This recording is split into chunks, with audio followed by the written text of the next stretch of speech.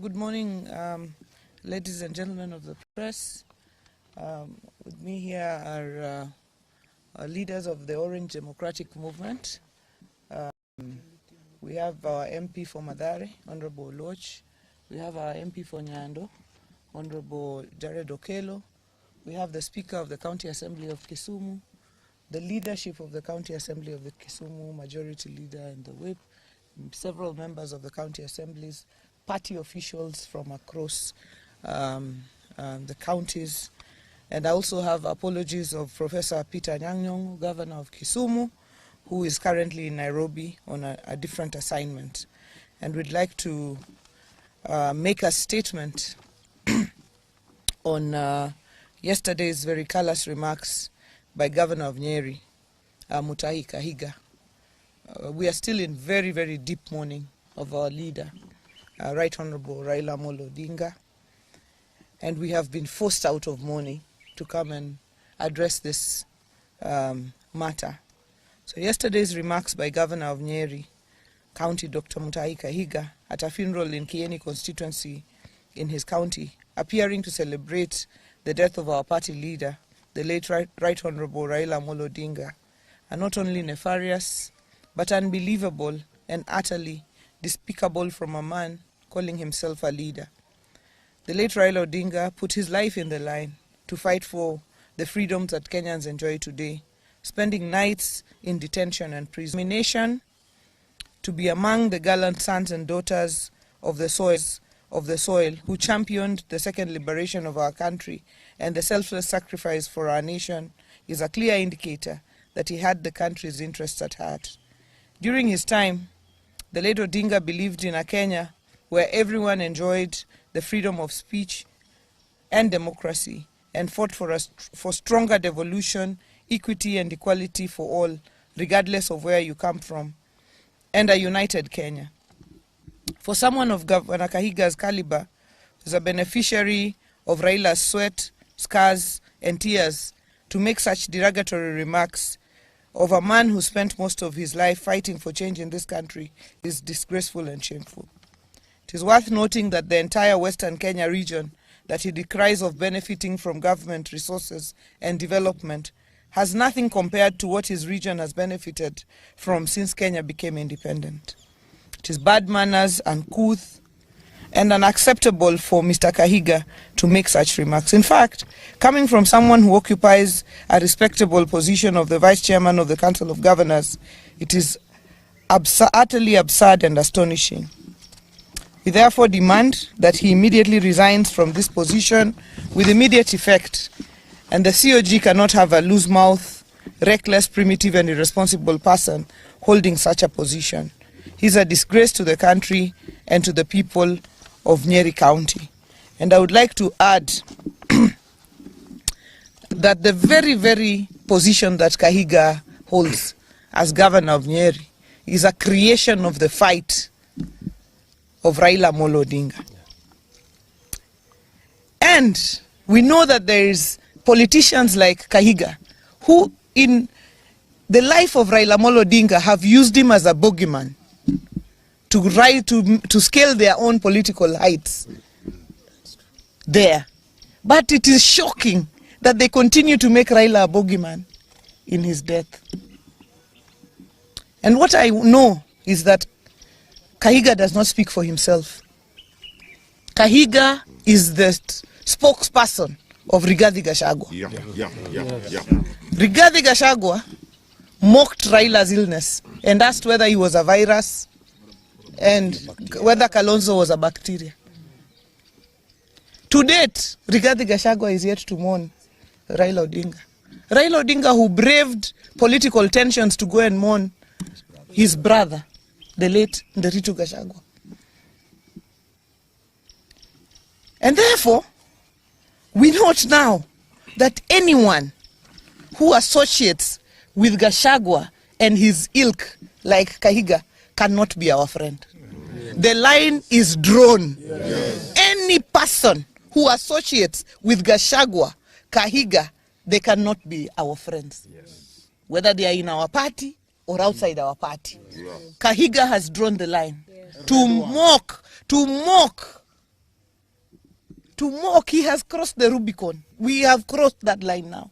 To mock Raila Odinga in his death, to mock him in his life, we could respond. But to mock him in his death, no. Any person who associates with Gachagua, with Kahiga, with that lot, can never, ever be our friend. Because the principle is, the enemy, the friend of your enemy is your enemy. This morning at 9 o'clock, we have a meeting of the Council of Governors. And I, as the chairperson of the party, will be moving a motion to remove Kahiga as the vice chairman of the Council of Governors. Yeah. He can lead in his village, but he cannot lead us at a national level. That's true. I want to ask my colleagues, Anthony and Jared, and the leadership of the Assembly, if they have something to add. Ladies and gentlemen, we are shocked beyond words by the reckless statements as advanced by Kahiga. We all know that he revels in death because he's a beneficiary of death. Without the death of Dr. Gakuru, Kahiga would be nobody and would be nothing. So anything touching on death, he seems to take great pleasure out of. But as a community, we just want to remind him, because his memory is so short, that we have been out of government since time immemorial, but we've always been here. The only government that has given us full recognition is this of President William Samoei Ruto. And as my chair has ably said, the line has been drawn. We will not seek any friendship with Gachagua and his surrogates, because again, we are privy to a meeting that was held yesterday between Gachagua, Kahiga, and some of their ilk that came up with the deliberations to have that statement made as it was.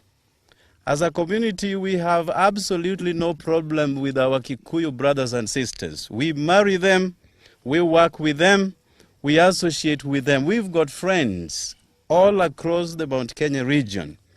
But Kahiga and Gachagua, as we go into our next elections, Baba put us into this government, and we have to make that very clear. And this government, we shall stay. Anybody harboring any ambition of approaching us, time is long gone. We are not ready for any further association, any further negotiation, but with this government. Thank you. Thank you very much. I also want to join my friends in condemning the words of Governor Kahiga as primitive and uncalled for. You will recall that Gachagua, and I agree with our governor here when he says that the owner of this dog, and permit me for using that word, is Rigathi Gachagua himself. So we must place this filth at the doorsteps of Honorable Rigathi Gachagua. You will recall that Honorable Rigathi Gachagua, during the time that he was deputy president, made it his sole purpose to pursue Raila Odinga, saying that he would encircle State House and make sure that Raila does not step into State House. He has continued to pursue Raila in his death. This we will not accept. We will not accept this because Governor Rigathi Gachagua himself was a beneficiary. The Constitution 2010, in which he stepped in as deputy president, was as a result of the sweat and blood of Raila Amolo Odinga. Same to the governor of Nyeri County. So we are saying here today that the president and the people of Nyanza should be proud. They should not be made to feel ashamed for any affirmative action that people of any region. The people of a particular region who have benefited over the years as a result of skewed application of resources should allow the Constitution, which is under Article 10, to benefit and to be equalized. These are principles, foundational principles under the Constitution. They talk about the question of equity, they talk about the question of equalization and affirmative action. So whatever it is that the people of this region and the people of any other region benefit from as a result of trying to be equalized is not something that people should be ashamed of. And to use this to try to mock a person who has suffered for this country at a time that he has died is extreme. We condemn it in the strongest possible terms. Okay, Speaker. I want to associate myself completely with the remarks that were made. I want to condemn in the strongest terms possible the reckless statement by Governor Kahiga. And I want to say that not even the words alone, but the people who are supporting Kahiga and his team, clapping and cheering on his statements, that is very reckless. I want to say that I want to associate this one to somebody who talked about a farmer who died, and the baboons and the monkeys were clapping and cheering that finally the person who had been chasing us away from the farm is dead. Please, watch your statements. Very soon you will understand that the same farmer that you are cheering that is dead is the person who prepared or planted the crops that you are going to benefit from. Kahiga, you are a beneficiary of devolution. And not a single Kenyan do not understand that the pioneer of devolution is Raila Odinga. So you should be the last person to be happy or to cheer when we have lost Raila Odinga, who is the father of devolution. I call upon our friends in Mount Kenya, please, desist from associating yourselves with the likes of Gachagua and the likes of Kahiga. You are going to be misled. You are going to be misled, and I want to stand with our chairperson that we call upon the Council of Governors that please support that motion. Support that motion. We do not want Kahiga to be the deputy vice chair of the Council of Governors. You cannot be misleading the country and still you purport to be leading us in the Council of Governors. Thank you. Thank you. Majority.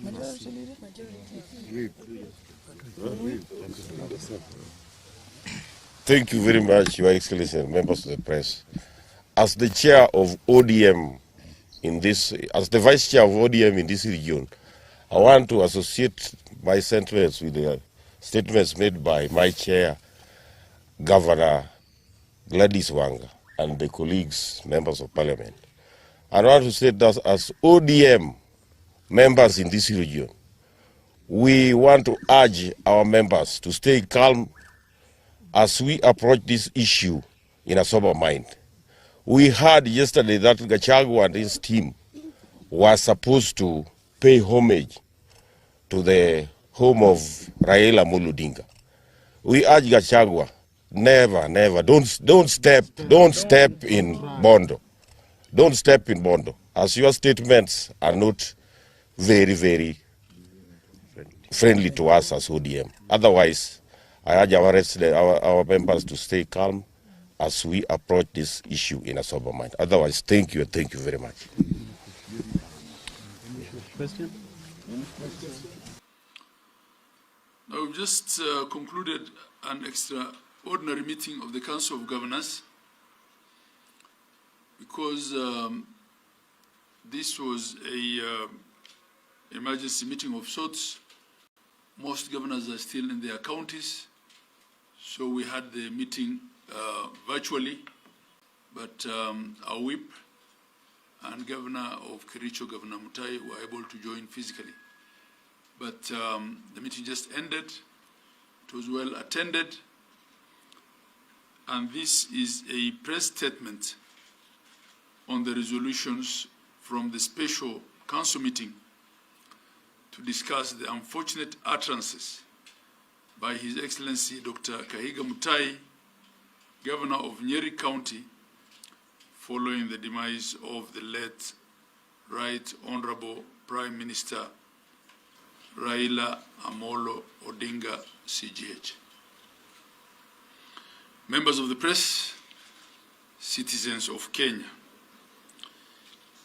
In a country where political awareness runs high, leaders must exercise both caution and deep sense of responsibility in their public utterances. Following our statement issued yesterday, we have convened a special council meeting to deliberate on the interpretation and impact of the utterances made by His Excellency Kahiga Mutahi, the Vice Chair of the Council of Governors, and the mitigation thereof. We wish to reiterate our deep disappointment on the statement by the Governor. We still maintain that these sentiments are his personal remarks that do not reflect or represent the views and the values of the Council of Governors. We therefore disassociate ourselves in toto and condemn these utterances, which were untimely, reckless, and unspeakable, especially at this time of deep mourning. In view of this, the Council has unanimously decided, the Council has unanimously agreed to remove His Excellency Kahiga Mutahi from the leadership of the Council as the Vice Chair with immediate effect. We have also agreed that in due course we will hold another meeting where a new Vice Chair will be elected. But as of today, the resolution of this meeting is that the Council has passed a vote of no confidence on His Excellency Kahiga Mutahi and has agreed to remove him as Vice Chair with immediate effect. The Council of Governors extends its deepest apologies to the family of His Excellency the Right Honorable Raila Odinga Death, CGH, on behalf of the 47 county governments of Kenya, for the unfortunate remarks by Governor Kahiga. We continue to mourn with the family during this difficult time and reaffirm our solidarity, our respect, and support to them. The Council remains available to offer any assistance that may be required. We further urge all leaders across the political divide to exercise restraint and mindfulness in their public utterances. As leaders, we must always be guided by the national values and principles of good governance enshrined in our Constitution of Kenya. May the soul of the Right Honorable Raila Odinga, CGH, continue resting in eternal peace. Asanteni sana.